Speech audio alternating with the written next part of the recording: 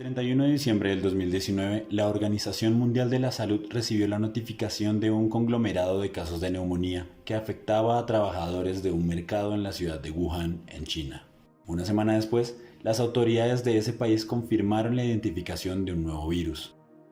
El gran esfuerzo y desgaste que comenzó a afrontar el personal de salud de países europeos y asiáticos no se había visto antes. La evidencia, digamos, de Europa a Colombia, pues estábamos muy crudos. Decidieron dejar sus hogares, irse a vivir a otros sitios y a otros espacios, pues ante el miedo de poder contagiar a sus familias. Directivos y personal médico del Hospital Universitario San Ignacio fueron conscientes del riesgo que implicaba la llegada del virus al país, por lo que se decidió actuar de una forma rápida y eficiente para proteger a los pacientes, a la comunidad y sobre todo al talento humano.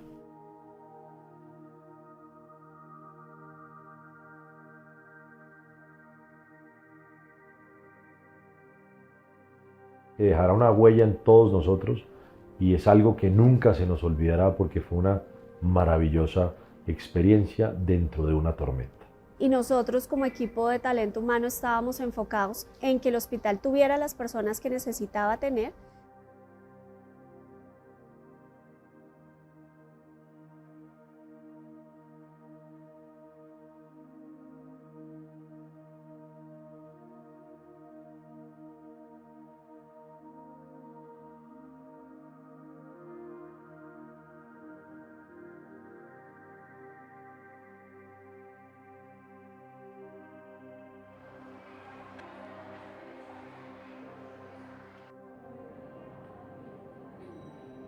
Lo primero que revisamos fue la experiencia de otros países.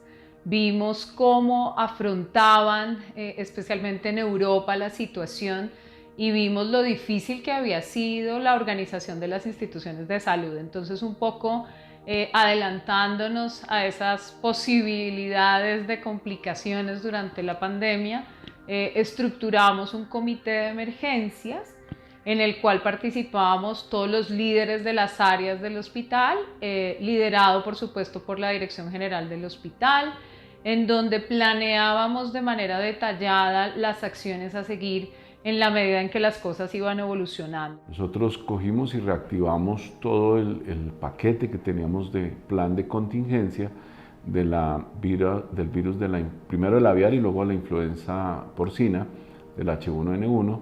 Desempolvamos todo eso, lo volvimos a activar, lo revisamos y nos preparamos. Que al comienzo teníamos que ir ajustando todo en proporción a cómo íbamos conociendo el virus y por otra parte a cómo iba comportándose la enfermedad y cómo iba comportándose la población. Estaba contenido en su propio nombre, pandemia. Nadie sabía qué había que hacer, nadie sabía cómo actuar, no teníamos a quién referenciarnos, simplemente los países que habían tenido la situación previamente habían desarrollado algunas estrategias y esas fueron las estrategias que nos ayudaron a nosotros como a tener claro cómo soportar diferentes situaciones.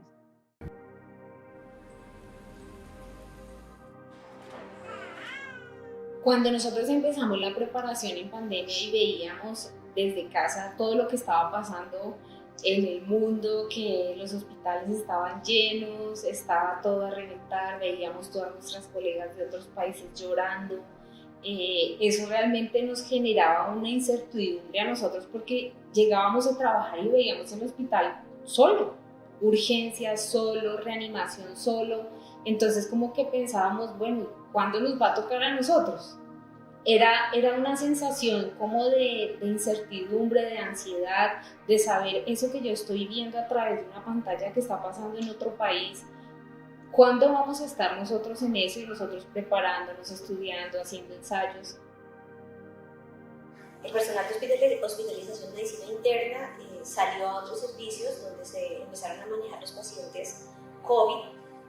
Se entrenaron, se prepararon, ya que la unidad de infectología brindó estas capacitaciones sobre los nuevos protocolos que el personal debía aprender o debíamos aprender para la atención de los pacientes. En salas de cirugía iniciamos con la estrategia de hacer como un inventario de conocimientos de las personas, conocimientos y experiencias. Esto, digamos que nos llevó a categorizar un poco el personal. Entonces, lo que hicimos fue decir, listo, estas auxiliares o estas jefes, este personal asistencial tiene experiencia en UCI, hospitalización, porque era lo que se requería en ese momento para el tipo de pacientes con la pandemia. Entonces, también fue muy, muy importante salirnos de nuestra zona de confort. Yo creo que las competencias, por ejemplo, el personal de instrumentación, que tienen como ese chip tan claro de todo el tema de asepsia, antisepsia, colaboró muchísimo con el personal del resto del hospital y de las otras áreas del hospital para poder enseñarles todo el uso de elementos de protección. En el servicio de radiología nosotros también categorizamos el personal. Tenemos una particularidad, es que las salas de angiografía contamos con las jefes que son intensivistas, son especialistas en cuidado intensivo, y revisamos el personal auxiliar de enfermería, de qué áreas venían o qué experiencia tenían a nivel asistencial. Posterior a esto, el personal de salas de angiografía se entrenó en la UCI, las jefes estuvieron entrenándose en la UCI, hicieron un repaso a sus conocimientos, y ellas fueron las que inicialmente apoyaron la UCI en el aumento de pacientes. El papel de la unidad de infectología fue fundamental, fue un papel de liderazgo en prevención de la infección por SARS-CoV-2. En esto nos enfocamos en hacer protocolos que estuvieran alineados con la mejor evidencia disponible, en la que sabemos que tuvimos dificultades porque al inicio no conocíamos muchas cosas, pero teníamos que estar atentos a toda la información internacional y nacional que se generara. En esto también trabajamos no solamente al interior del hospital, sino hacia el exterior con otras instituciones hospitalarias, con la academia, con el Ministerio de Salud y con la Secretaría Distrital de Salud, realizando reuniones en las que ayudábamos y participábamos activamente en la generación también de las recomendaciones a nivel nacional y a nivel distrital. Enfermeras y auxiliares de enfermería, ir hacia los servicios a pesar de las dificultades que teníamos en no estar en grupos grandes, pero hacer capacitaciones en vivo, en grupos pequeños, enseñándonos a nosotros mismos y a los demás a usar adecuadamente los elementos de protección personal. Estábamos acompañando los servicios, haciendo observaciones de todo esto que mirábamos tanto en prevención como en tratamiento, haciendo auditoría de historias clínicas, pero también asistiendo a los servicios y acompañando al equipo para observar que estas recomendaciones que estábamos generando realmente se estuvieran llevando en la práctica clínica. También trabajamos muy de la mano con el laboratorio clínico para hacer los algoritmos diagnósticos, para ayudar a la discusión acerca de las pruebas que deberíamos utilizar y también para mejorar esos flujos de información que tuviéramos tanto el resultado, pero que llegara rápidamente a la persona que podría estar infectada. Nosotros apoyamos en todos los procesos de los protocolos de bioseguridad al Hospital Universitario San Ignacio, con un punto fundamental que fue la capacitación de todos nuestros colaboradores. Era importante involucrarlo en lo que significaba el COVID, una pandemia en la cual desconocíamos mucho sobre dicha enfermedad. Entonces era para nosotros capacitarlo en qué consistía la enfermedad, cuáles eran los riesgos que podíamos tener al estar trabajando en un hospital que estaba recibiendo tantos pacientes. Todos los elementos de protección de bioseguridad, como eran las caretas, los tapabocas N95, los uniformes, las batas, fueron proporcionados en su integridad por parte del Hospital Universitario San Ignacio.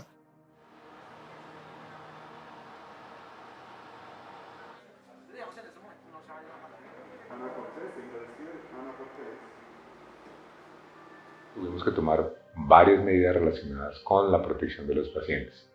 Entre ellas incluyen el reducir los tiempos de tratamiento. Por ejemplo, una radioterapia que teníamos que darla en 40 días, tuvimos que implementar protocolos para administrar la misma dosis de radiación en la mitad de tiempo.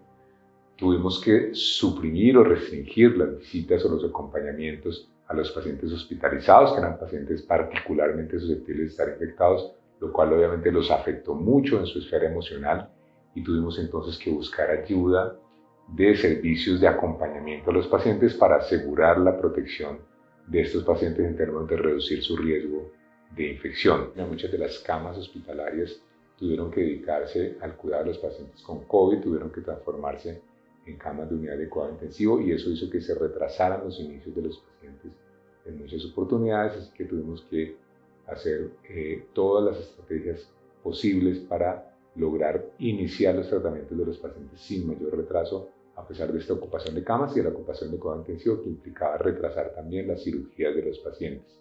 En el servicio creamos una carpeta que la denominamos carpeta COVID, en la que documentamos todos los protocolos y las guías con relación al manejo del paciente. Pero adicionalmente tuvimos en cuenta toda la documentación que desde salud laboral para protección de los empleados o desde gestión humana para el bienestar de nosotros mismos, pues debíamos tener en cuenta durante todo el proceso de atención. Ahí colocamos tips de alimentación, tips de relajación, tips de manejo de tiempo libre, tips de control de emociones y era de consulta para todas las personas que estaban en ese momento en el servicio. Entonces creo que junto con las capacitaciones virtuales, las presenciales y esta herramienta documentada, pues nos permitió poder enfrentar mejor esta situación que para todos era desconocida y pues que generaba bastante incertidumbre.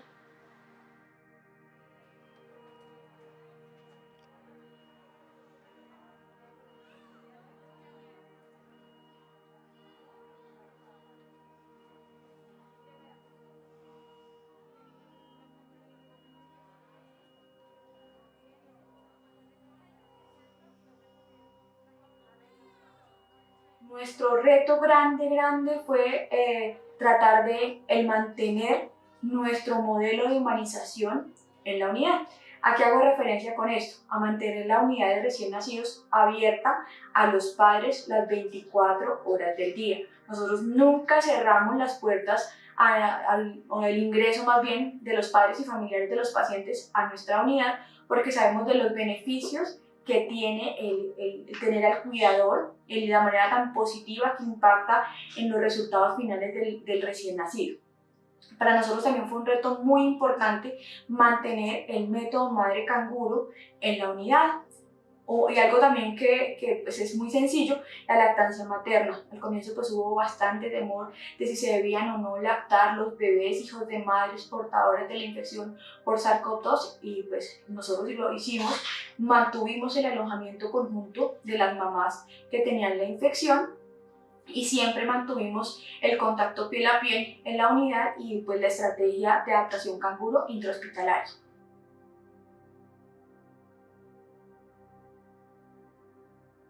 El hospital pues le tocó acomodarse frente a la pandemia en tiempo récord y fue interdisciplinario, tanto con la universidad, digamos todos los académicos e investigación, leyendo artículos, todo lo que saliera, digamos, día a día de la Organización Mundial de la Salud, el Departamento de Infectología, todo, digamos, como para armonizar todo el proceso y que fuera lo más lineal posible para poder llegar al diagnóstico oportuno. Claramente que todas las guías y todos los protocolos se iban actualizando mediante, pues digamos, las actualizaciones de la Organización Mundial de la Salud para poder nosotros también aplicarlo pues, a lo que estábamos viviendo día a día. Igual que hicimos en prevención, participamos activamente en los grupos que definían cómo debía ser el manejo de estos pacientes, qué pacientes se tenían que manejar ambulatoriamente, qué pacientes teníamos que hospitalizar, qué medicamentos íbamos a utilizar en los pacientes. Este seguimiento lo hicimos en el tiempo, tomábamos decisiones y esa información del mejor tratamiento lo íbamos difundiendo. Para eso creamos un equipo muy interesante con el grupo de neumología, con el grupo de cuidado intensivo, con el grupo de urgencias, de emergenciólogos, con el grupo de geriatras. No solamente estábamos los especialistas, sino también nuestros residentes que nos apoyaban al manejo de este grupo de pacientes y de esta manera manteníamos un flujo de información multidisciplinaria, pero también que llegara a todas las personas y que pudiéramos tomar decisiones conjuntas con la mejor evidencia disponible, que no se quedaran en el papel, sino que pudiéramos pasarlas rápidamente al paciente. Nuestros equipos de investigación comenzaron a trabajar algunas personas en remoto, otras personas desde el Centro de Investigaciones con mucha más actividad, también exposición biológica, trabajando en áreas COVID. Comenzamos de una manera a rediseñar procesos muy tradicionales como proceso de consentimiento informado, para comenzar a hacer procesos híbridos donde podíamos interactuar con los pacientes, pero en áreas de aislamiento o en enfermedades crónicas donde el paciente no puede asistir al hospital, comenzar a utilizar tecnologías de la información y las comunicaciones para acercarnos a esos pacientes, porque pues, los centros de investigaciones reciben usualmente recursos, en el caso nuestro, una unidad específica que es la que desarrolla investigación con la industria farmacéutica. Pues esas actividades se suspendieron y se pausaron temporalmente al inicio de la pandemia, entonces comenzamos a buscar recursos afuera y aparecieron pues todas estas nuevas convocatorias y posibilidades de donación, convocatorias además de tiempo muy corto. En COVID tuvimos también que ser pues como ingeniosos para poder abordar en tiempos cortos estas posibilidades de acceder a recursos, y creo que en alianza especialmente con Pontificia Universidad Javeriana fuimos exitosos. Servicio de psiquiatría y salud mental. Tuvimos que hacer, digamos que varios ajustes. Como les comentaba, consta de 2 áreas. En el área de hospitalización, entonces fue necesario implementar varias estrategias para el personal asistencial, y para ello pues contamos con el apoyo de la unidad de infectología y del área de salud laboral. Estas capacitaciones pues básicamente las realizamos a través de plataformas virtuales, pues de lo cual tuvimos pues una gran experiencia y tuvimos que ir aprendiendo a usarlas a lo largo del tiempo. Dado que el tipo de patologías que se manejan en la unidad, tuvimos que capacitar también a familiares y a pacientes sobre el uso también de la herramienta tecnológica. El centro nunca paró, además teníamos en nuestras manos la población más vulnerable, que era la población oncológica y de cuidado paliativo con enfermedades crónicas y pues debilitantes para la vida. Por lo tanto, rápidamente y en menos de 3 días estábamos todas las consultas a través de la modalidad de teleconsulta y la consulta prioritaria, que siempre fue estándar, digamos, de atención de los pacientes que requerían toda la presencialidad y toda la compensación sintomática. También logramos continuar con todas las actividades lúdicas y las actividades educativas a través de la virtualidad. Entonces fue así como los talleres de cerámica, los talleres de las clases de yoga, hacíamos los talleres de duelo, los acompañamientos desde la parte psicológica para el paciente y la familia. Fue un logro tan significativo que inclusive otros servicios hicieron referenciación para saber cómo continuamos haciendo toda la parte educativa, de promoción y de prevención en los pacientes. La pandemia lo que hizo fue flexibilizar las normas de prestación de servicios de salud a través de telemedicina, y además pues se convirtió en una necesidad. Fue la única manera que tuvimos para ponernos o para mantenernos mejor en contacto con nuestros pacientes, para seguir administrándoles sus tratamientos y que pudieran seguir en sus controles y en sus diagnósticos. En el tema de teleconsulta, a pesar de que usamos las mismas herramientas tecnológicas, porque usamos Teams para las videoconferencias con los pacientes y Sky Empresarial para la planta telefónica, para hacer los primeros contactos con los pacientes, el reto ahí fue más cultural y de capacitación.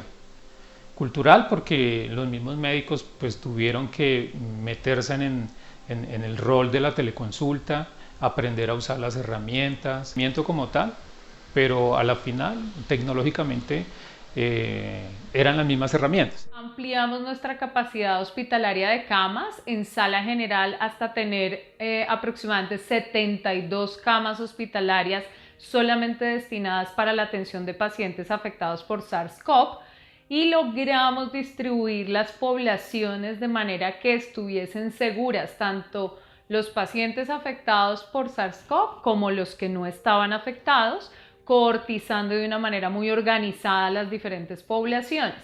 También ampliamos nuestra capacidad de cuidado crítico y ahí el apoyo de la Secretaría con la entrega de nuevos ventiladores, el apoyo, digamos, de las instituciones que les mencionaba para poder derivar nuestros pacientes de menor complejidad, pues también fue una cosa muy importante. Empezar a extendernos en la atención de los pacientes en la unidad de cuidado intensivo, y los casos iban multiplicándose y nuestro espacio iba acortándose.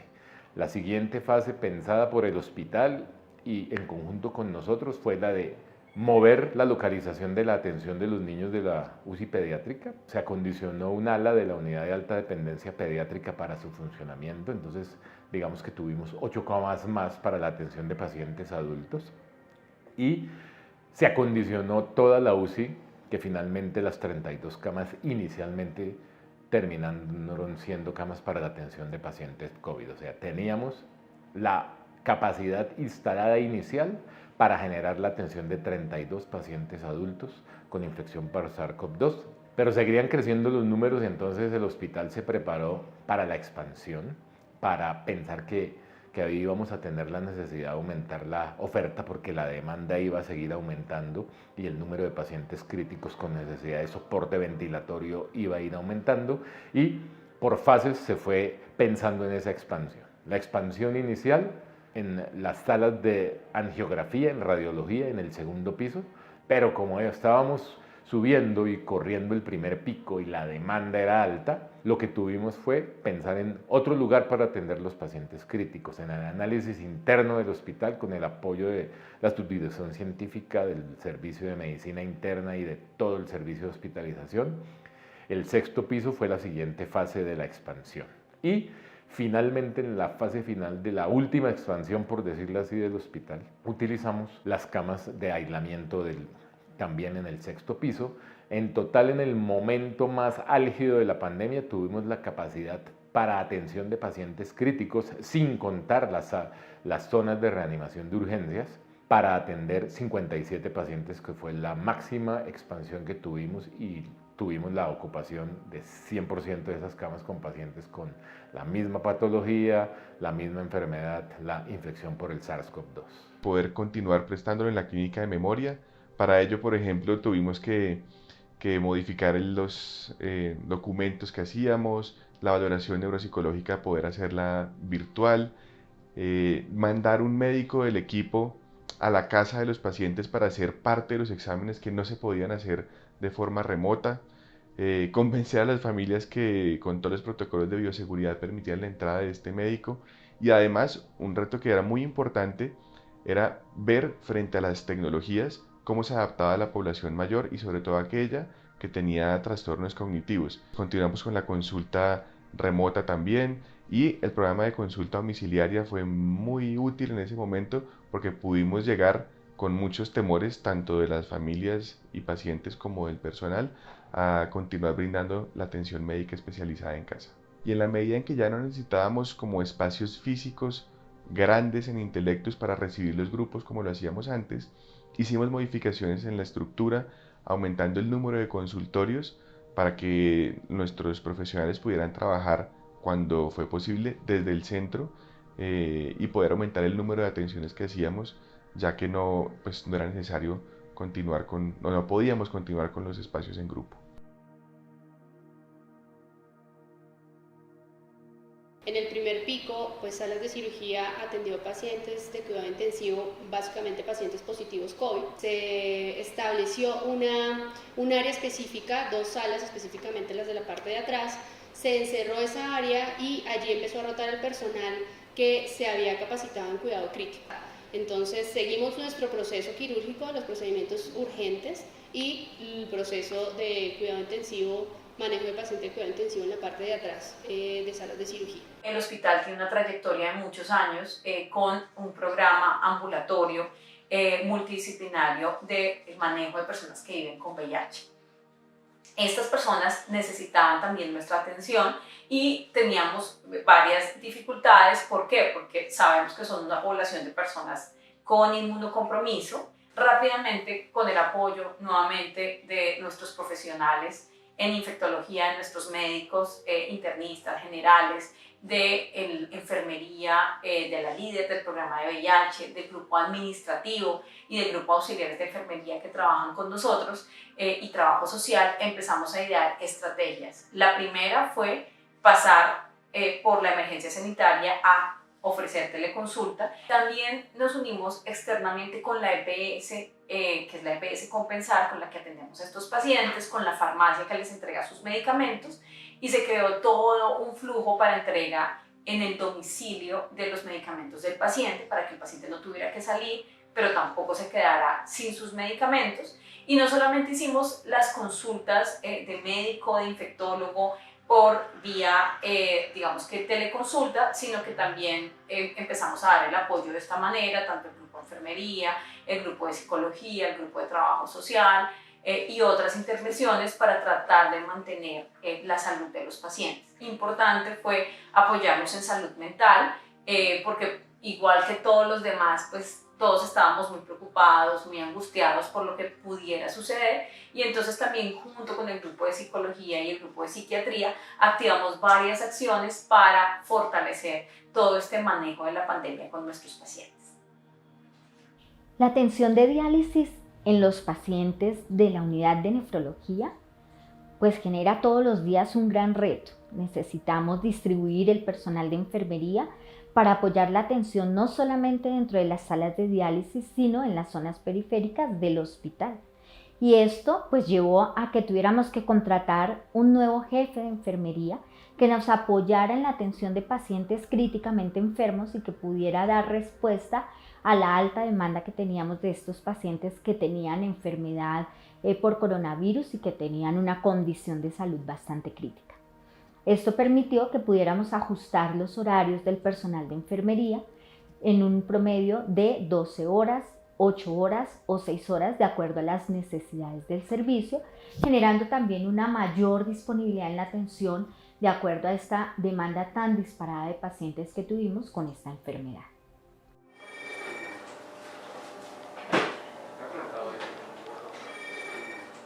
La unidad de rehabilitación es una unidad de apoyo terapéutico a todos los pacientes del hospital. Y claramente si el paciente tiene problemas respiratorios, pues necesita de la terapeuta respiratoria para poder salir adelante de todos esos procesos. Eso adicionalmente pues va coordinado con un médico fisiatra que es el que nos puede ayudar a definir cuál es el manejo del paciente y hacia dónde debemos encaminarnos todos como grupo interdisciplinario para sacar adelante el paciente. Bueno, los cambios que realizamos en el hospital para atender la pandemia fueron en varios aspectos. Entonces, en cuanto al recurso humano, con el apoyo de la dirección empezamos a aumentar poco a poco el número de personas en las diferentes áreas. Entonces eso nos daba una mayor cobertura en el número de pacientes que teníamos a cargo. Cuando llega hacia el mes de marzo todo el tema del confinamiento, nuestros ingresos se caen fuertemente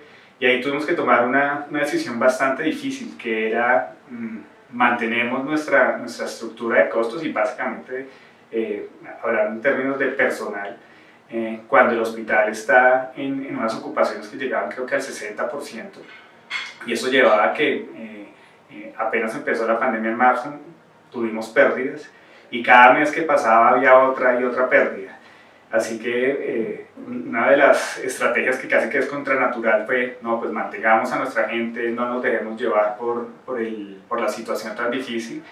Y de hecho terminamos haciendo más gasto tratando de apoyar a nuestro personal en temas de transporte, contratando más personal cuando algunos se tenían que ir aislados. Pues digamos que todas las instituciones que estábamos prestando servicios de salud pues se vieron en ese momento tan retador de contratar el personal. Nosotros básicamente lo que hicimos fue abrir nuestras convocatorias, llamar a nuestros amigos, es decir que internamente también nuestro personal llamó telefónicamente o contactó a sus compañeros que estaban trabajando en otras instituciones o que habían trabajado con nosotros.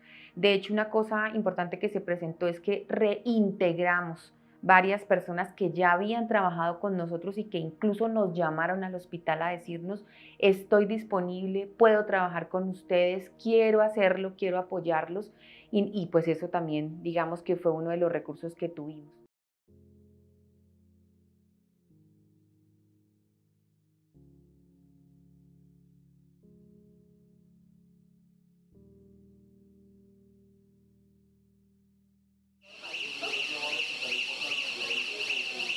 Cuando nos llegó el primer paciente a reanimación, todos ya con los elementos de protección personal, el primer paciente ingresa a reanimación y recuerdo que lo primero que me dijo la jefe del triaje fue: es un paciente con COVID positivo y viene en falla ventilatoria. En ese momento uno se acuerda de todo lo que vio en las noticias, de todo lo que estaba pasando, de todo el contexto que estaba pasando, y uno dice como, Dios mío, ya nos llegó la hora, ya nos tocó, ¿qué va a pasar? Obviamente uno empieza a sentir como ansiedad, dice, ¿ahora qué va a pasar? Me estoy exponiendo, tengo riesgo de contagiarme, mi familia, mis hijos, mis compañeros. Es una reestructuración también en nuestra sala de preparación y nuestra sala de observación, en donde se habilitaron 5 camas UCI y manejaron pacientes de cuidado crítico, donde fueron atendidos inicialmente por el personal de enfermería de salas de geografía y se reforzó con el personal de otras áreas que también estaba entrenado. En radiología convencional, como se nos aumentó tanto los rayos X portátiles, lo que hicimos fue reforzar con un tecnólogo para ayudar también a los tecnólogos a hacer el proceso mucho más rápido, ahorrar el tiempo de atención de los pacientes y minimizar el tiempo de exposición del tecnólogo con los pacientes COVID, y también mejorar y garantizar los procesos de atención. En el momento en que ya todo el servicio se convirtió en área COVID, ya estábamos preparados, ya habíamos asistido a las capacitaciones que nos dio la Oficina de Formación y Desarrollo y la Unidad de Infectología. Antes de que llegara el recurso de los elementos de ventilación mecánica o de los equipos de ventilación mecánica al hospital, el hospital empezó a buscar con diferentes proveedores y lo que hicimos fue alquilar equipos de ventilación mecánica. Y muchos días antes de que estuviéramos ya con muchos pacientes con el diagnóstico de COVID, ya teníamos los ventiladores y ya los terapeutas estaban capacitados para usar esos ventiladores. Entonces, pues puedo decir que estábamos preparados antes de que arrancara como el pico, los picos máximos, y siempre estuvimos, digamos que, preparados con los equipos y con el personal para darle la cobertura a los pacientes. Aplicaremos un aislamiento preventivo obligatorio para todos los colombianos. El inicio del aislamiento en Colombia trajo varias cosas. Uno, las calles se veían desocupadas y parecía una pesadilla. Algo nunca vivido en Bogotá, hablando aquí de la ciudad sola. Las calles estaban como si fuesen abandonadas, como si fuese un pueblo fantasma. Salíamos tarde de aquí del hospital y más solo se veía. Esa fue una parte difícil, poder no ver gente, no ver personas. Como equipo de trabajo, tratando de cuidarnos entre nosotras, de respetarnos lo más que pudiéramos nuestros espacios de descanso, que no eran muchos. Había miedo de que no nos podíamos enfermar, porque si una de nosotras se enfermaba y contagiaba a las otras, se paraba la operación en el hospital, se paraba el diagnóstico. Entonces esa parte fue un poco fuerte. Sin embargo, entre nosotras nos apoyamos, no, tranquila, yo te curo, ve y descansa, ahora es mi turno, entonces no te preocupes, y ese tipo de cosas era lo que hacíamos.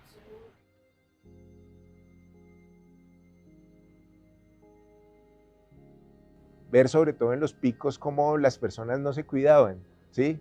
Y eso lo hablábamos dentro de nuestros grupos, ver cómo, digamos, y vuelvo, insisto, muchos de nosotros decidimos dejar nuestras familias precisamente para no contagiarnos, y ver que habían personas que salían a las calles sin tapabocas o que no lo utilizaban bien, o que habían aglomeraciones, fiestas clandestinas, el tema de las marchas, etcétera, etcétera. Todo eso también fue complicado para nosotros, porque ver cómo pues habían ciertas personas dispuestas incluso a dar su vida para la atención de los pacientes con COVID y muchos otros de cierta manera no acataban las normas básicas de distanciamiento, aislamiento, tapabocas, etcétera, etcétera, y que se convirtieron en una fuente de contagio para otros. No me dejaba dormir bien por las noches, tenía temor de que algo así pasara. Y yo creo que la manera en la cual enfrentamos ese miedo fue, uno, dándole las herramientas a los residentes desde el punto de vista académico para que pudieran enfrentar, digamos, la pandemia y también preparándonos muy bien para el momento en el cual tuviéramos que ver a algún paciente COVID. Yo creo que parte de ese miedo y de enfrentarlo fue prepararnos todos como grupo y como equipo para poder sobrellevar la situación de una mejor manera y un poco minimizar este miedo que generaba el desconocimiento de algo que era completamente nuevo para nosotros. Yo quedé embarazada a finales del 2020, parte del embarazo, seguí trabajando y pues digamos que lo que se hacía era que se protegían mucho pues a las médicos o las enfermeras, bueno, que estuvieran embarazadas. Entonces digamos que no entrábamos a ver pacientes que tuvieran COVID, igual obviamente siempre con los elementos de protección, y ya digamos que desde la semana 28 de embarazo ya nos íbamos a teletrabajo. Yo realmente nunca me imaginé poder teletrabajar en un servicio de hospitalización de pediatría. Desde la casa podía apoyar a mis compañeras con, digamos, que las labores que se realizan en hospitalización de pediatría. Pude teletrabajar, me sentí muy protegida por el hospital, tanto que sentía que tenía también un compromiso, pues si me protegían tanto en el hospital, yo también tenía que protegerme mucho afuera y no me podía dar COVID. Un miedo muy grande que he tenido es a que alguna persona del equipo de enfermería, médico, de los residentes se enferme o que yo me pueda enfermar. Ha sido un temor muy grande, enmarcado en mucha incertidumbre. Miedo a perder nuestra familia, miedo a perder compañeros, pero creo que la principal forma o la forma inicial en la que enfrenté mis miedos fue adaptándome a la situación, siendo consciente de cada día, de cada momento y de esa forma siendo disciplinada con las medidas de protección. Los niveles de ansiedad eran supremamente altos y es que estoy mencionando como estrés moral también era supremamente alto. Estrés moral quiere decir, por ejemplo, el temor de infectar a sus familias, el temor de infectar a sus hijos pequeños. Tuvimos, como lo tuvo en general el hospital, muchos de nuestros funcionarios, de nuestros empleados, estuvieron infectados, estuvieron incapacitados o estuvieron en aislamiento preventivo. Muchos de ellos tenían una ansiedad tan grande que no querían venir a trabajar. Querían que todo el trabajo se trasladara al trabajo en casa y bueno, hubo que trabajar mucho todo este tema de la ansiedad y el temor que tenían ellos. En realidad, el temor era un tema curioso porque se expresaba frente a la posibilidad de contagiarse de los pacientes. También había un sentido de responsabilidad frente a la necesidad de no contagiar a los pacientes. Las incapacidades del grupo médico, en este caso del grupo de urgenciólogos, se manejaron desde dos puntos de vista a grandes rasgos. El primero, generando algo de conciencia en el equipo médico, en el equipo de urgenciólogos, de que la enfermedad nos puede tocar a cualquiera de nosotros. Y esto, digamos que tuvo una respuesta positiva, generando que la mayoría de nuestros compañeros tuviesen la mejor disposición de afrontar los cambios y de llenar los faltantes del equipo, del compañero que no estuvo cuando estuvo incapacitado. Y lo segundo, pues hubo un cambio en la reorganización de la distribución del equipo durante el turno médico, generando obviamente pues muchísimo más apoyo y trabajo en equipo para lograr suplir la función del compañero que estaba faltando. Disminuyó pues la cantidad de pacientes pediátricos en el hospital porque la gente tenía mucho miedo, los niños también estaban encerrados y digamos que ya no se enfermaban tanto, no había muchos pacientes en hospitalización. Digamos que tuvimos que ayudar a ver pacientes adultos con COVID. Adicionalmente nosotros tampoco veíamos pacientes adultos hacía muchos años, muchos de nosotros. Entonces con los adultos era difícil porque usaban medicamentos que nosotros no conocíamos. Es un paciente totalmente diferente al niño. Cuando alguno se complicaba, sabíamos que no estábamos solos, que contábamos con los internistas que nos colaboraron siempre. Dada una condición de salud especial, el hospital me citó y me propuso que me dedicara a trabajar desde la casa. Y eso fue durísimo para mí, me gusta muchísimo la parte asistencial y yo decía, no voy a ver pacientes, pero pensaba también en el riesgo y en el beneficio que el hospital me estaba brindando, y pues una de las estrategias fue volcar toda esa actividad que yo hacía asistencial hacia la educación de los estudiantes y de los residentes. Pero empecé a hacer actividades académicas que me llenaron de muchísima satisfacción, porque vi que la gente que estaba tras de cámaras o que estaba tomando el aprendizaje también estaba viviendo un proceso similar al mío, y que esta, en lugar de ser una desventaja, era una oportunidad para todos. Y fue ese el momento en el que empecé a ver la receptividad de los estudiantes. Y por otro lado, ellos también hicieron muchos compromisos. Yo vi presentaciones académicas que jamás había encontrado en los estudiantes, entonces fue muy interesante. Tanto ellos me aportaron a mí porque me sentía acompañada y sentía que había otra misión cada día por cumplir, y que tenía que enfocarme a que el aprendizaje no solamente fuera eso, sino que entendieran que en la vida las situaciones difíciles las podemos superar.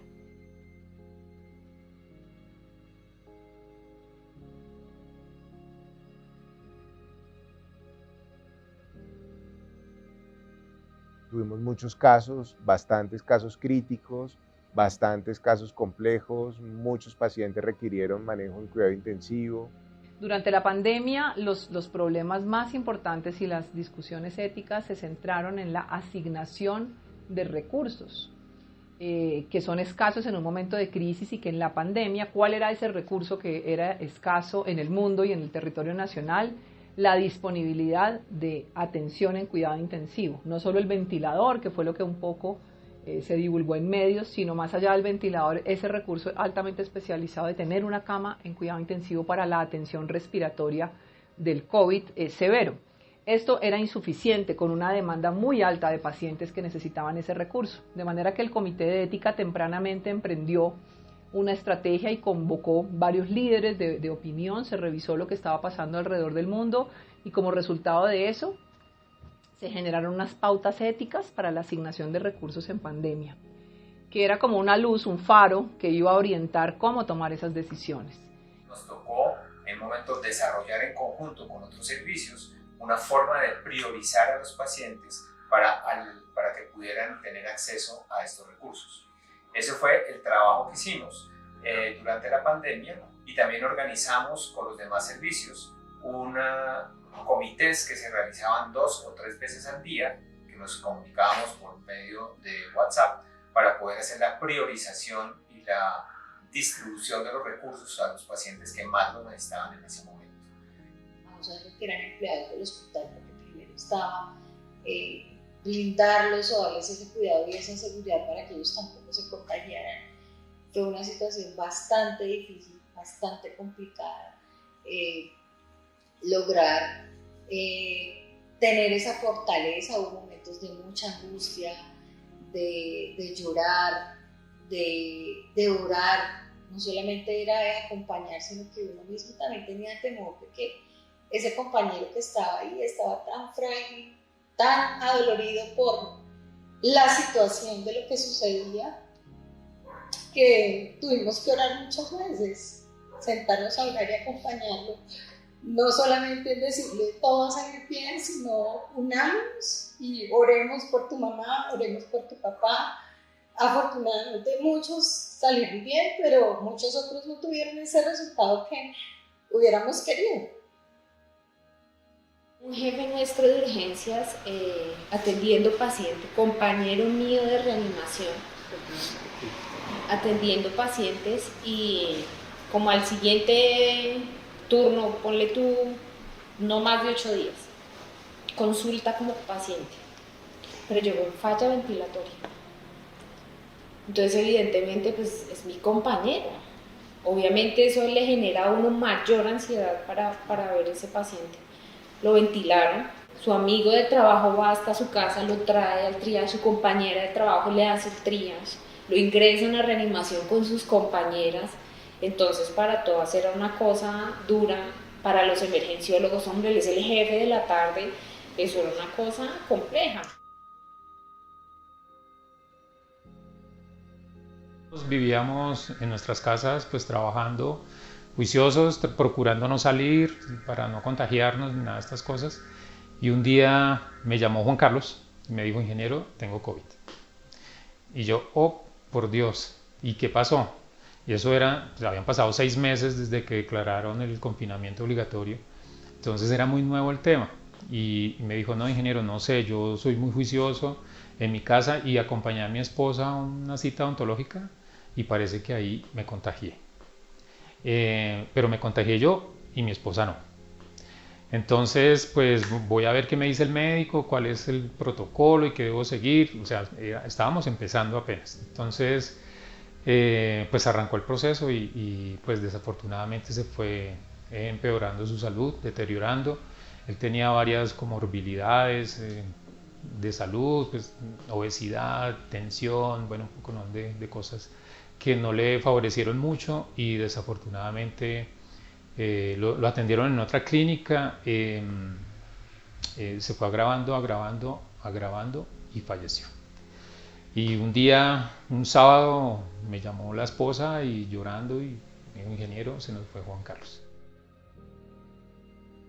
Qué durísimo en la oficina porque, pues, primer fallecido en el hospital, empleado del hospital, preciso de nuestra oficina y de las personas más queridas de la oficina. O sea, Juan Carlos era una persona más que un buen ingeniero, porque pues un muy buen profesional, era un excelente ser humano. O sea, Juan Carlos era como nuestro polo a tierra en la oficina, era esa persona que se la llevaba bien con todo el mundo, a todo le encontraba solución, era muy amigo de todos. Nosotros nos dolió muchísimo la partida de Juan Carlos. En la oficina no quisimos ocupar su puesto de trabajo por mucho tiempo. Gestión Humana inclusive nos dio unas charlas de manejo del duelo y todo eso, porque de verdad que nos sentimos muy afectados, o sea, por la muerte de Juan, obviamente, pero también por el entorno, la pandemia, todo lo que estábamos viviendo. Entonces nos afectó mucho ese tema. También como hospital tuvimos la implementación del curso de gestión de duelo. Este curso se empezó a implementar finalizando el 2020 y durante todo el 2021. Fue un curso que nos permitió gestionar los duelos personales, pero también esos duelos que empezamos nosotros a vivir con nuestros pacientes. Esos duelos que también incluso como compañeros de trabajo podemos vivir porque estamos pasando o hemos pasado por un duelo familiar. Tuvimos una época muy difícil en que incluso muchos de nuestros compañeros pasaron por estos duelos. Esto ratifica que somos un hospital humano, que la humanidad para nosotros es muy importante, y por eso este curso lo hicimos con todo el esmero, con todo el gusto para nuestros empleados, pero que en efecto tiene repercusión para la buena atención con el paciente cuando pasa por un momento de duelo.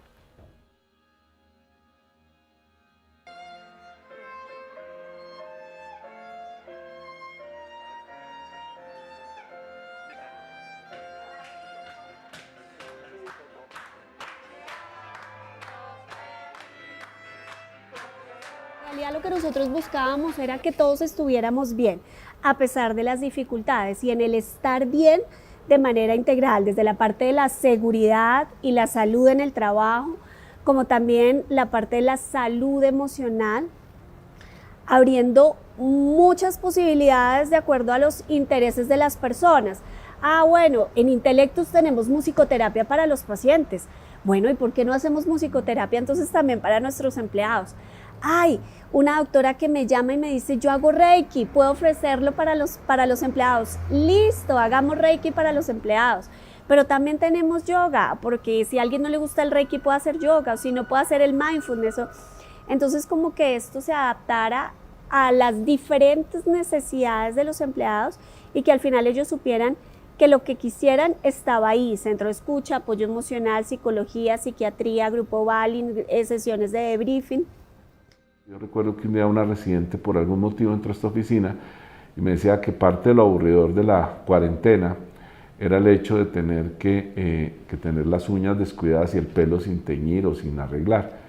Y entonces nos dijimos: venga, pues esto, hagamos caso. y cuadramos una peluquera, pues muchos peluqueros están desocupados, pues tenemos que buscar una buena, gracias a un contacto de la universidad conseguimos a una mujer que trabaja aquí cerca y pusimos la peluquería y fue un elemento de autoestima, de cuidado que ayudó muchísimo. Y una vez que arrancamos esto de la peluquería y salón de belleza o de manicure y todo, pues simultáneamente arrancamos con otras cosas. El lavado de los carros, no estaban lavando los carros porque no había nadie, pero nosotros sí traíamos nuestros vehículos, entonces también organizamos con el proveedor tradicional lavado de carros. Se le prestó mucha atención y nos prestaron mucha atención también a los psiquiatras, tuvimos un gran apoyo por parte del hospital a la importancia de cuidar la salud mental de los trabajadores para poder tener un equipo en buenas condiciones para tratar las necesidades de la gente. Yo creo que este fue un acierto absoluto y desde el inicio hubo un importante interés desde el hospital para brindarle ayuda a todo el personal. Eso incluía también darnos seguridad en las cosas del cuidado básico, que es el primer paso, tener herramientas adecuadas de protección, saber que estábamos cuidados y que estábamos respaldados por parte del hospital. Como no conocíamos muy bien el comportamiento del virus y lo que iba a pasar y no teníamos vacuna, una de las cosas que hicimos es que toda persona que sentía que tenía en riesgo a su familia, le permitíamos y alquilamos CITIU, que son las residencias universitarias de los Andes, en un convenio especial y se quedaron en CITIU durante unos meses, eran más en las festividades y todo, entonces eso se terminó, pero lo hicimos también al comienzo como temas de protección. Una vez terminábamos nuestro turno, llegábamos a la casa. Yo en ese momento no tenía a mis hijos conmigo porque había tomado la decisión de no estar con ellos por evitar el riesgo de contagiarse, porque ellos tienen unas patologías pues, que puede hacer que sea más complicado. Y llegar a la casa y empezar a escuchar cómo la gente salía a las ventanas a aplaudir, eso emocionalmente, ¡ay no! Me hicieron acordar.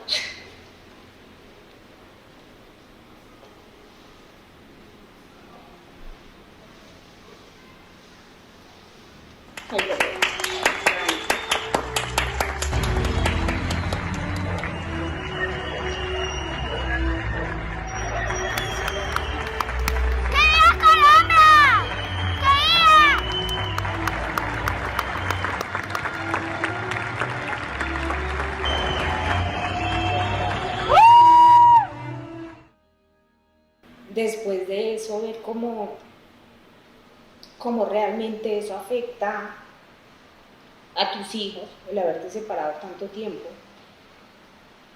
y tratar de recuperar como el tiempo perdido realmente es algo que toda la vida nos vamos a acordar.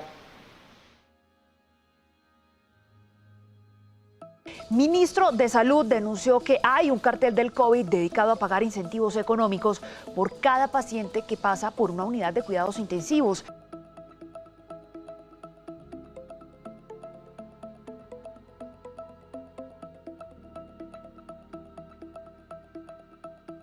Respuesta, doctor, denme una respuesta.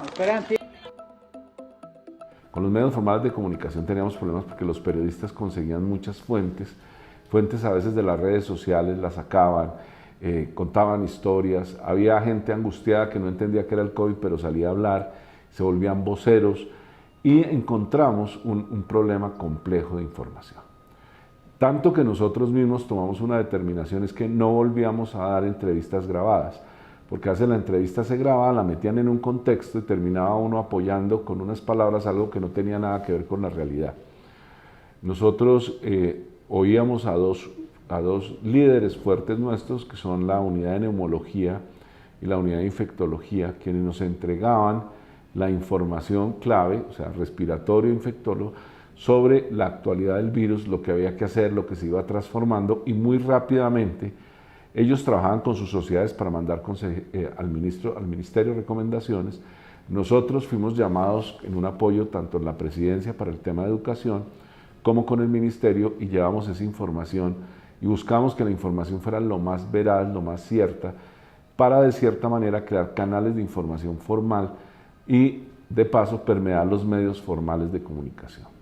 Esto finalmente se logró, la mayoría de ellos lo entendieron y tuvimos algunos problemas transitorios, producto del susto, del propio temor de ellos, porque los mismos periodistas tenían mucho susto, mucho temor de sus familias. Esto era un tema mental complejo y entonces lo pudimos manejar con esas estrategias de qué es la entrevista, de qué se trata, en qué contexto va, pero infortunadamente hubo voceros del sector salud inmaduros, inexpertos, angustiados, que salieron a decir cosas como que la mortalidad era del 70%, una cantidad de cosas que se oyeron decir que si alguien hace un trabajo histórico, ver las cosas que después se comprobó que no eran ciertas y siguen siendo algunos muy reputados y llamados por los medios porque son alarmistas y tristemente eso es una realidad. En cambio, un chisme, y más si es llamativo o lo que sea, se transmite simultáneo en todo el mundo. Entonces, el daño que se hace a través de las noticias en redes es tremendo. Pero no solo es el daño del cuento, sino que aumenta la crisis mental, aumenta la ansiedad de las personas y genera un choque entre el médico que sabe lo que debe ponerle al paciente y lo que dicen las redes que deben poner. Pero la gente se ponía a hacerse todos esos tratamientos mágicos y cuando nos llegaba muy grave y muy avanzados. Tuvimos pacientes que los hospitalicimos de todo lo que había que hacer y fallecieron. Eso nos pasó aquí y en todo el mundo. Pero había otros que llegaban muy tarde. ¿Y por qué llegaban tarde? Porque ensayaron todos los tratamientos de la red social. Y esos tratamientos pues, no eran demostrados, incluso algunos negativos, entonces llegaban algunos incluso complicados por los efectos secundarios de lo que se han tomado que no.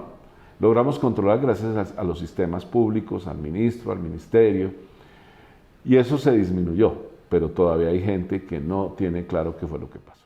Nosotros veníamos haciendo un trabajo hace años en el Servicio de Ética para educar a todos sobre cómo comunicar malas noticias, las comunicaciones difíciles que hay en medicina y en profesiones de la salud. Y justamente la pandemia representó un reto adicional a esa comunicación, porque sí que era difícil lo que había que decir. Avisar que un familiar había fallecido, cuando la comunicación, sabemos, por cuestiones de aislamiento, no era fácil, no se podía hablar con los familiares no podían visitar a sus enfermos, no solo en la UCI, sino en las áreas de aislamiento.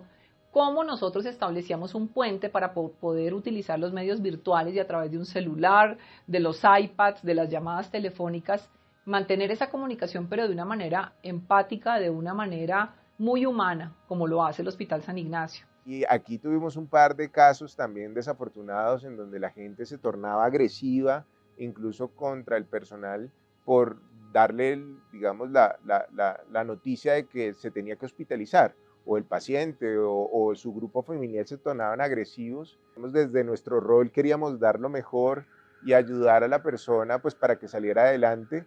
La persona no lo veía así, lo veía como una agresión, lo veía como algo de lo que se iba a lucrar el médico, su grupo asistencial, y pues bueno, eso fue, digamos, complicado y difícil. Que en esta época pudimos identificar que habían varias dinámicas familiares complejas, en las cuales teníamos personas que nos llegaban a pedir información, o habían entes de control, o habían EPS que nos solicitaban que nosotros generáramos información a algunos familiares.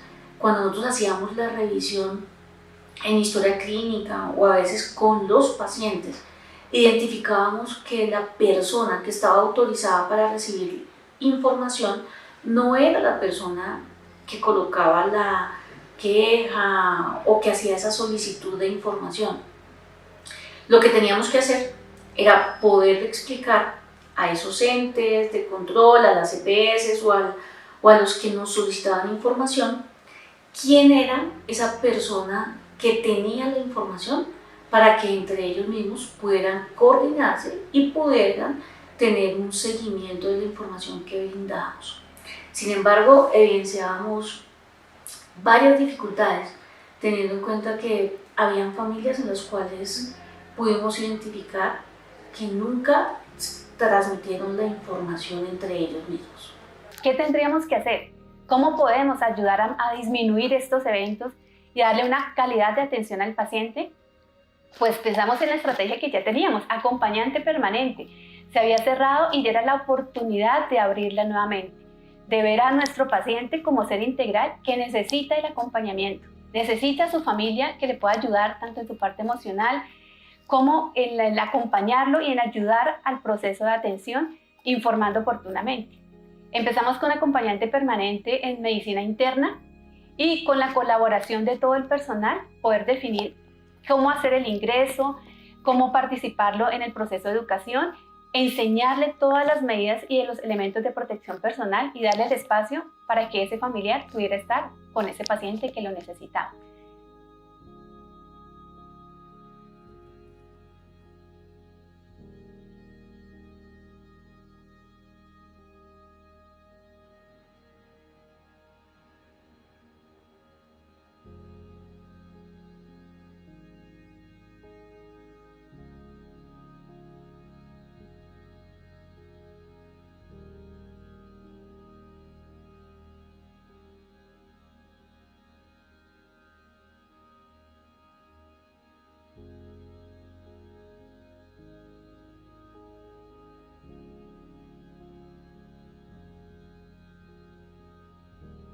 A pesar de las expansiones que se habían hecho en el primero y en el segundo pico y toda la preparación que tenía el grupo de asistencial con relación al tratamiento de estos pacientes, pues definitivamente la extensión y la severidad del pico hizo que literalmente escasearan los recursos.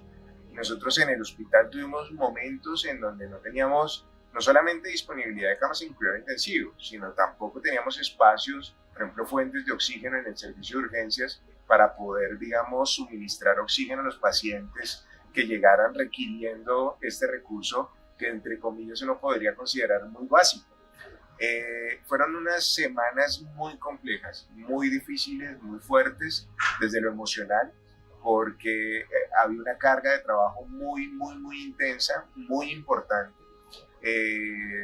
Se tuvieron que tomar decisiones complejas con relación a la severidad de los casos, al poder, digamos, poder dar la mejor atención posible a las personas que llegaban en condiciones más críticas de acuerdo a los recursos que teníamos disponibles en un momento determinado.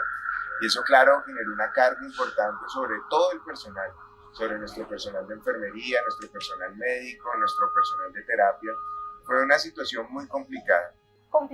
Nosotros hemos tenido equipo automatizado, pero ustedes saben que un equipo, como tuvimos escasez de insumos, se le sacaban los reactivos y el plan B de nosotras es la extracción manual. O sea, yo duré una semana, literal, que no pude extraer, que me dolía esta parte, toda esta mano me dolía. Y entonces me tocó parar, porque es que si llega un momento en que tu cuerpo te dice, y si tú no paras, gravísimo, me tocó parar una semana y retornar y queda uno con la molestia.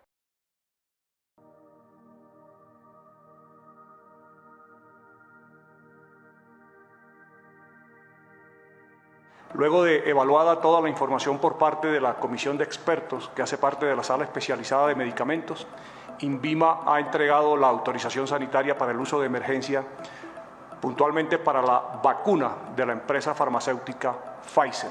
Porque ya está instalado y listo para funcionar el primer punto de vacunación en Colombia, que se encuentra en Bogotá.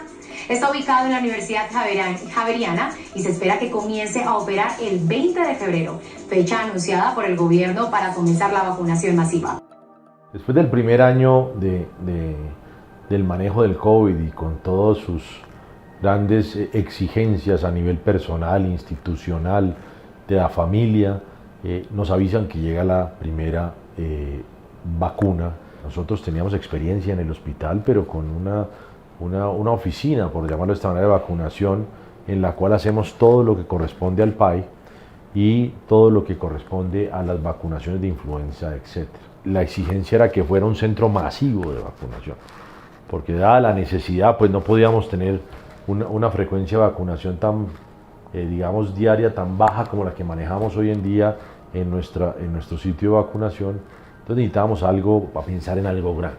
Después de muchos ires y venires de pensamiento y sabiendo que no teníamos mucho tiempo para poder definir, tuvimos una reunión entre los diferentes servicios clínicos del hospital y las direcciones, en que tomamos la decisión que vamos a buscar cómo generar un proyecto para vacunar. Pusimos a hablar con la Universidad Javeriana y ellos muy generosamente nos dijeron: vamos con ustedes en este proyecto, y sale la idea de prestarnos para adaptar el coliseo o el centro de formación deportiva de la Universidad Javeriana, en la cual era un espacio abierto, un espacio muy grande, un espacio con graderías, un espacio con miles de oportunidades que nos brindarían la opción de generar un muy buen centro. Empezamos a trabajar en eso y afortunadamente lo hicimos muy rápido. Ya con esa decisión tomada y el apoyo de la universidad, tuvimos un par de reuniones en campo. Esas reuniones se dieron en el Coliseo y logramos montar nuestro anhelado centro de vacunación con 12 a 14 puestos de vacunación.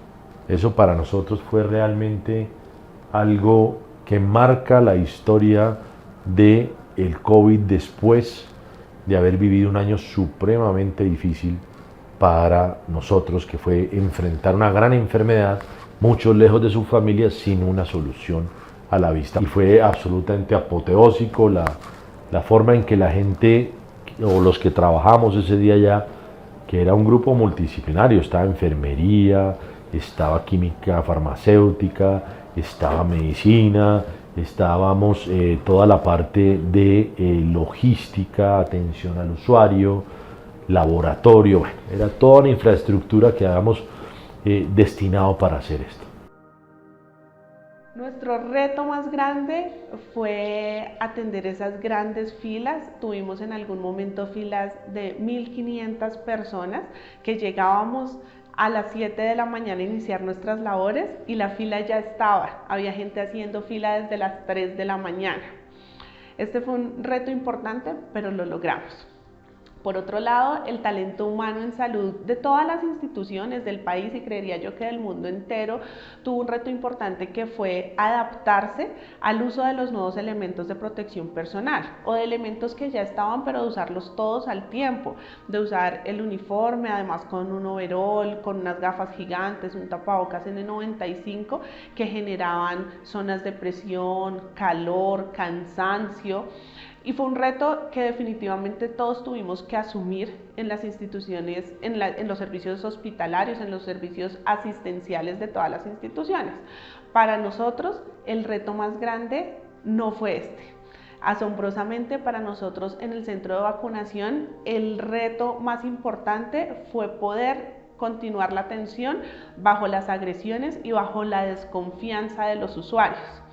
Todos sabemos que en las redes sociales rodó mucha información o más bien desinformación acerca del proceso de vacunación que generaba muchas dudas en los usuarios acerca de que les estuviéramos administrando la vacuna correcta, que sí se la estuviéramos administrando, que no fuera aire, que fuera la dosis correcta, que no estuviera vencida, que estuviéramos usando la jeringa adecuada para este servicio.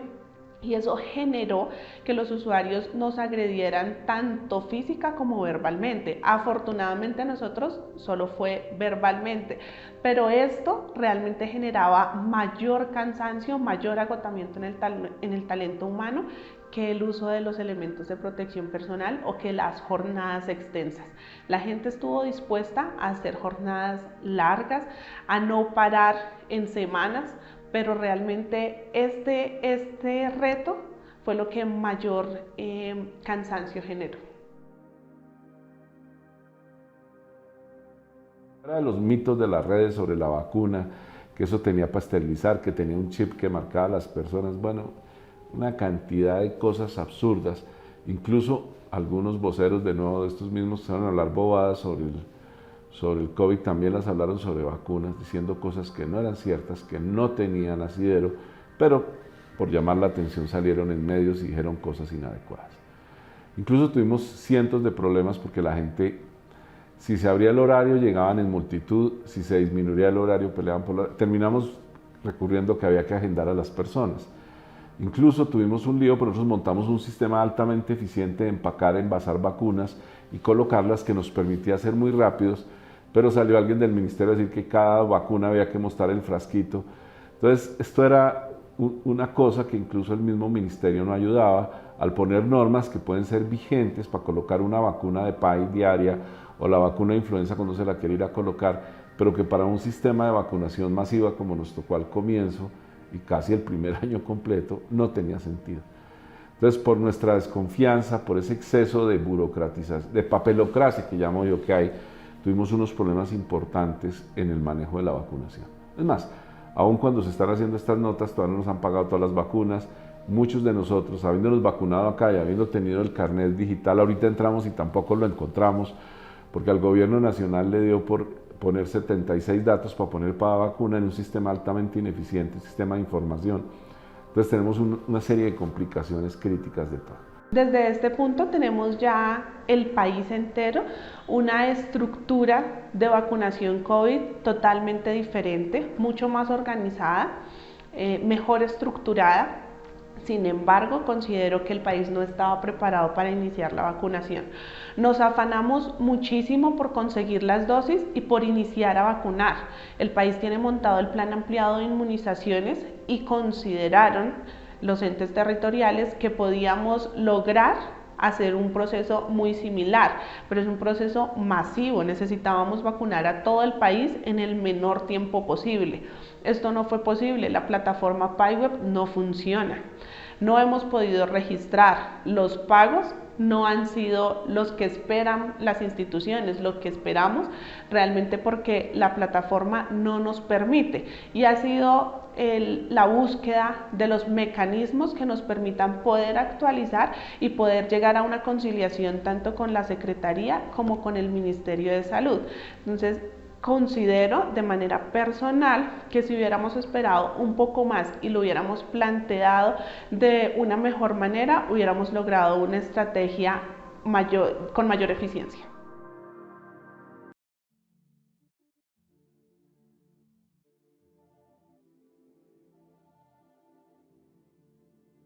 Tenemos un volumen de egresos COVID de más de 5.000 pacientes egresados del ámbito hospitalario.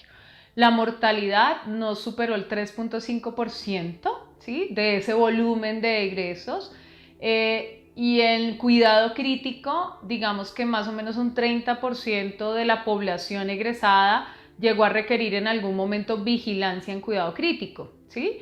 Y de esos, pues la mortalidad en los periodos más críticos, que fue en los picos, alcanzó en algunos momentos a estar alrededor de 6-7%, pero en general fue alrededor de 3.5%, lo cual realmente pues es una cifra alentadora para lo grave que hubiese podido ser, ¿no? O sea, para el desenlace que hubiese podido tener. Haciendo un conteo de cuántas personas pudo ver la unidad de rehabilitación, contando que la unidad de rehabilitación incluye terapia física, terapia respiratoria, terapia ocupacional y terapia de lenguaje, en procedimientos podría decir que hicimos alrededor de 107.000 procedimientos en ese tiempo de la pandemia.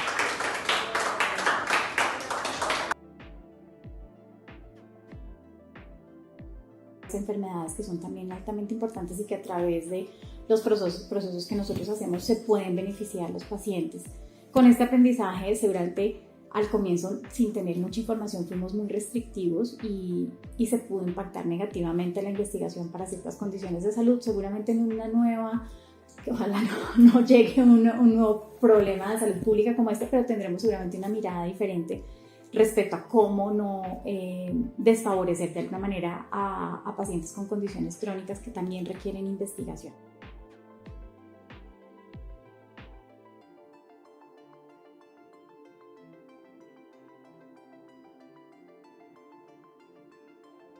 No debemos perder el foco en lo que hacemos. Lo que nos saca adelante de cualquier cosa es seguir haciendo nuestra tarea, seguir haciendo las cosas bien. No importa que en el corto plazo o en un momento determinado parezca que las cosas no están funcionando, pero si estamos haciendo bien las cosas, si estamos trabajando en nuestro foco, tarde o temprano vamos a recibir las recompensas de nuestro trabajo. Al final del día, la pandemia, la pandemia no, pero sí el confinamiento terminó, la caída en demanda se fue y lo que nos llegó fue una gran cantidad de personas buscando nuestros servicios, así que mantenernos todos aquí al final pues nos permitió atender eso. Entonces nunca perder el foco, no importa las adversidades, siempre hay que trabajar con el foco y con nuestro norte bien definido. Tuvimos un altísimo compromiso por parte de nuestro talento humano en el cuidado de los pacientes y también en el cuidado de sus compañeros. Considero que el hospital puso en marcha gran cantidad de actividades para sostenernos entre todos. Logramos ser empáticos con los demás. Salas de cirugía generalmente es un servicio muy cerrado y no comparte con muchos servicios pues, por su quehacer. pero esta situación nos dio la posibilidad de compartir con los demás, ponernos en los zapatos de cuidado intensivo, ponernos en los zapatos de urgencias, y teníamos solamente un objetivo y un foco, y era atender al paciente con todo su tema, sus necesidades y su familia de la mejor forma. Todo lo que hicieron en urgencias, en la UCI, fueron no sé, las personas creo que nos dieron ese ejemplo y como esa actitud, porque obviamente todos teníamos temor, pero ellos con ese ejemplo, esa valentía con la que afrontaron todos, creo que nos motivaban a los otros servicios a también hacer cosas.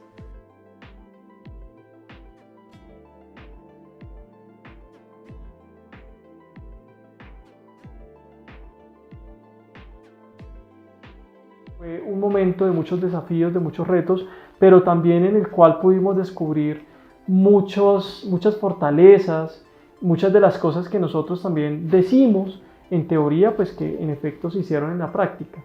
Esos grandes ideales, esos valores, esos principios, pues los pudimos materializar con la labor que hacíamos en el día a día. El hospital logró establecer una estructura donde estuvimos al lado de sus médicos, de sus profesionales de salud y de los pacientes y las familias, que era algo muy importante. Es importante también pues, que mantengamos todo el tiempo identificadas las necesidades de capacitación en cuanto a temas académicos, para que en una próxima oportunidad, en una próxima pandemia, pues todos contemos con esas herramientas académicas específicas y puntuales de cada servicio, para que digamos que en el momento en que tengamos que movernos hacia otras áreas, no tengamos ese temor que tuvimos en esta oportunidad de ir a enfrentar cosas nuevas, sino que todos estemos capacitados para ello. Siempre dispuestos a recibir y aceptar cuando se presente la enfermedad y la muerte, porque somos vulnerables, vuelvo y repito, y este es parte de nuestro ser humano.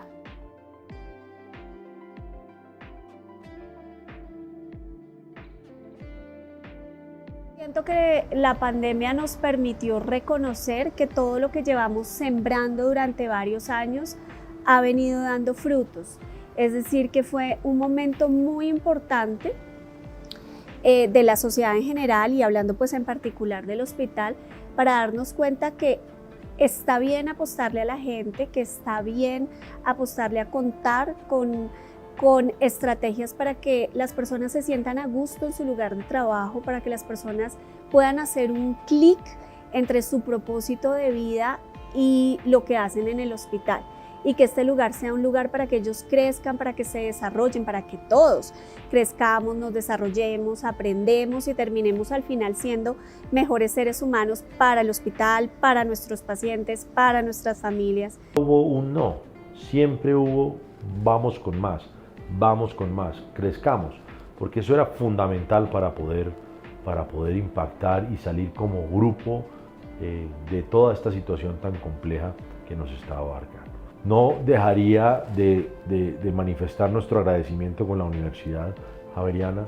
Realmente su apoyo fue completo, fue un apoyo que sin ellos no hubiéramos podido tener ese centro de vacunación, que posteriormente fue reconocido por la Secretaría de Salud, y tuvimos un premio junto con la Universidad Javeriana en Andesco, en el cual fuimos reconocidos como uno de los centros de vacunación con mayor proyección. En esta ocasión el ganador es la Universidad Javeriana con el proyecto o logro de Centro de Vacunación COVID-19 PUJ, Pontificia Universidad Javeriana.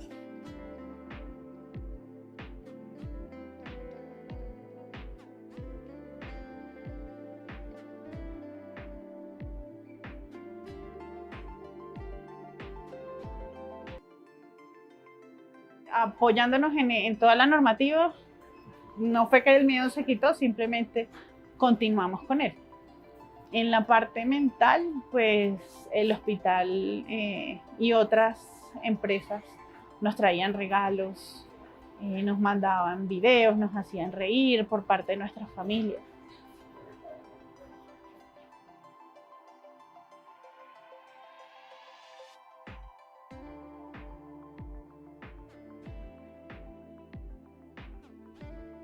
Por lo que hacen, por lo que sacrifican, por Bogotá, por Colombia y por nosotros.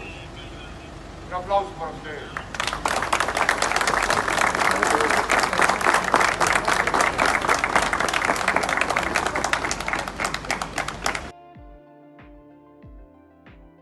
No hay que tenerle miedo, hay que afrontarlo, estudiar, conocer y adaptar las medidas que nos han implementado y que hemos ido aprendiendo sobre la marcha con el equipo.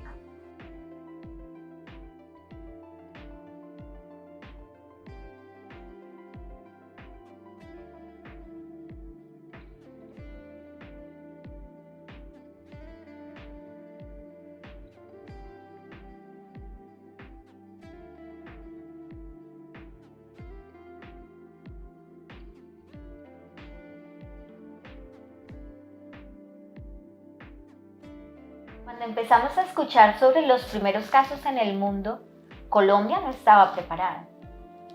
La pandemia nos llevó realmente a prepararnos. Nuestro país recibió los primeros casos más tarde que el resto del mundo.